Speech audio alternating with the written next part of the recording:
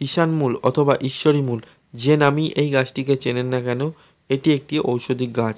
এই গাছের শেকড় দিয়ে অনেক সাপে কাটার রুগীকে ভালো করা হয়েছে, অথবা অনেক সাপুড়েদের কাছে এই ঈশানমূলের গাছের শেকড় থাকতে দেখা যায়, অথবা তারা এই ঈশানমূলের গাছের শেকড় তাদের কাছে রেখে থাকে। যদি আপনি সাপের স্বপ্ন দেখেন, অথবা আপনি সাপ থেকে দূরে থাকতে চান, কিংবা সাপ দেখলেই আপনার ভয় লাগে, তাহলে আপনি ঈশানমূলের গাছের শেকড় আপনার কাছে রাখতে পারেন।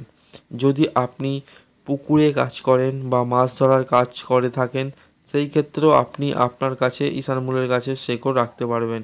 যদি আপনি বন জঙ্গলে গাছ কাটার কাজ করে থাকেন, সেই ক্ষেত্রেও আপনি ঈশানমূলের গাছের শেকড় আপনার কাছে রাখুন, তাহলে আপনি সাপ থেকে দূরে থাকতে পারবেন, অথবা সাপ আপনার ক্ষতি করতে পারবে না।